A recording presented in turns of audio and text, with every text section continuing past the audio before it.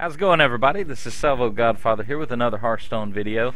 We'll call this episode number 2 in my new series that I'm doing on how to build a budget deck in Hearthstone. I'm calling it a budget deck because, as I've said in my previous videos, I don't like to spend money on pay-to-win games. I like the thrill of achieving something and unlocking the cards through play. I like unlocking them through gaining gold through quests, as you can see today's quests. And for me, it's a lot more fun to earn it that way. So we'll get into today's deck. In the last video, I did my Hunter deck. Today we're going to do the Mage because that's probably my second favorite deck behind the Hunter. This is almost an entirely different way to play than the Hunter because for me, the Hunter is all about immediate damage and snowballing damage quickly. The Mage seems to be more of a sustain deck. It's more of a hold them off until you get to power cards play.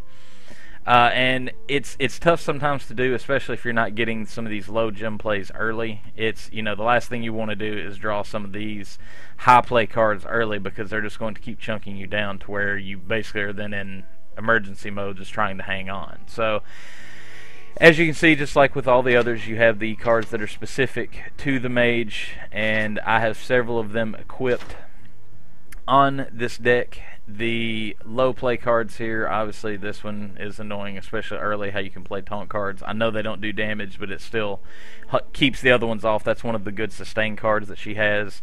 She has lots of spells that do damage and freeze and things like that. One card that I do like to play on this deck is the Knife Juggler, because him being able to do 1 damage every time you play a minion, you can quickly start doing a lot of damage, especially if you have a lot of low play cards. So I do like to run the Knife Juggler on this deck. Obviously, being that Jaina has a lot of spell damage, you need to carry cards that compound that spell damage. So you're going to see a lot of mine that I have 2 of are going to be the spell damage cards. The Mad Scientist, he's another one for me because I unlocked him. I love playing him on the Jaina deck because I do have a lot of secrets in this deck to do different things. For instance, the duplicate spell or secret, not spell, the duplicate secret. When a friendly minion dies, you put 2 copies of it into your hand.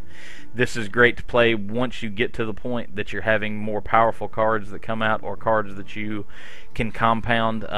Matter of fact, I even like to use it on the Kobold Geomancer. I like to have that ready because then you can just bring him back out for cheap and do more spell damage.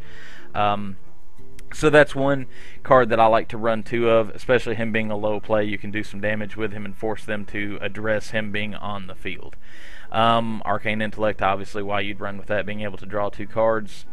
Freezing all the enemy sorry, messed that one up. Freezing all the enemy minions. That's huge to have in your hand late game when the other player is pulling out a lot of strong cards. You can basically just stall them until you can get cards that you need.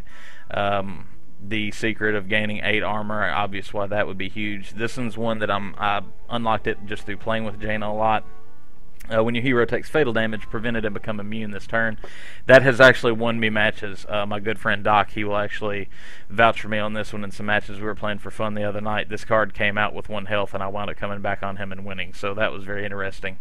I'll let him share that story with you at some other time, but that one actually saved my entire match. So the Illuminator card, this one is fun, especially when you have the Ice Block card already in your hand, because it will restore 4 health to your hero just for having a secret in your hand. So if you can play some taunt cards or when the other guy has low damage cards out, this card is a very nice card to have in your hand as well, especially late game, because basically all they can do is watch your health climb back up to the top.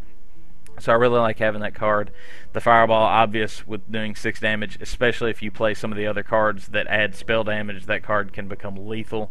So I carry 2 of those. The Polymorph, turning them into a 1-1 sheep, that's a great card to have as well. Being able to transform power cards into sheep, that's essential for me at this point if I'm going to play Jaina. The Tall Strider, I really don't know why he appears in almost every deck that I have. I think it's more just I like to look at that card. It's a pretty funny picture. Probably one of the most creative ones that they've made. But also because I realized after playing Jaina for lately, I think I played her probably 5 or 6 consecutive times, I realized that I had a lot of non-damage cards and a lot of spell cards in this one and secret cards that didn't do enough damage. So even though I could sustain, nothing ever really big was hitting the field so that I could produce damage and do damage to the other players. So I had to take out a few, swap them out. I think there's a few like the duplicate. I was running 2 of those. I think I had 2 of another one. I can't remember, but either way, I just decided that I had to change it up and start being able to do more damage without having to cast spells and do things like that. So the rest of these, like I say, they're obvious why I play with them. You know, summoning a 2-cost minion, that one was an easy choice because I needed damage, and it's like you play 2 cards when you play 1. I love those that summon another minion when you play them. Taunt cards, the Water Elemental. I don't think I've ever played a match against Jaina or played a match myself where the Water Elemental card has not come out, just because that's a very annoying card for 4 gems, being able to freeze anything damaged, and 3 damage at that level is pretty good. So the Berserker, this is one that I honestly didn't think I was that creative playing this card on this deck, but apparently I was, because a lot of people have not seen this. But you can actually use the Berserker in that, because Jaina's spell, her base spell that costs 2 gems, just like all the other ones. I don't really know what you refer to that as, but her base ability is that you can do 1 damage, and you can do it to any minion on the field. Well, the fact that he gains 3 attack every time he takes damage, you can hit him once and make him a 5-hit champion with 6 health. So you can put taunt on him, you can add health, you can do many things with him and do 1 damage and just keep stacking his damage quickly. So if you have taunt on your side out on the playing field so that you can keep hitting him, you can make him become a crazy strong card. And I'm not bragging, but one match in particular, I remember I had him built up to where he was doing like a 15, 18 damage, something like that. I can't even remember now. It was something insane. It wound up pretty much winning the match, no problem, because I had that card. So he sticks in this deck. Obviously, reasons why I have taunt on these cards. The Auctioneer card is an interesting one. It's sometimes it pays off, sometimes it doesn't.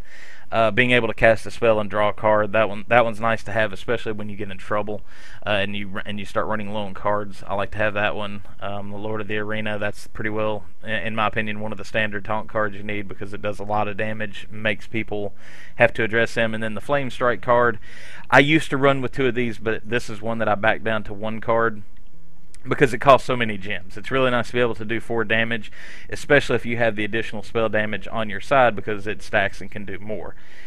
What I found was that a lot of times the games weren't lasting long enough for me to effectively use 2 of these. So I took it down to 1, tried that for a little while, and it seemed to have assisted me in winning more matches. So that's basically what I've built on my Jaina deck. And like I say, I know there's going to be videos and there's tons of other people that you can watch and listen to that are going to say, oh, that's a terrible deck because you could do this and this and this. This is the deck I've managed to build on a budget without spending a crazy amount of money on the game. I built all this, like I say, through winning gems through quests and crafting. It's been long enough now, I can't remember which ones I've actually crafted. I think it was only 1 or 2 that I've actually crafted at this point, because I'm just now getting to the point where I've got enough cards built that it seems like when I buy a pack, I usually can craft 1 or 2 back into dust, because it's more than I can actually play in a deck. So, hope you guys enjoyed the video. Please like and subscribe. Leave a comment if you have any suggestions or questions, anything like that. Make sure to let us know. Have a great day, and we'll see you next time.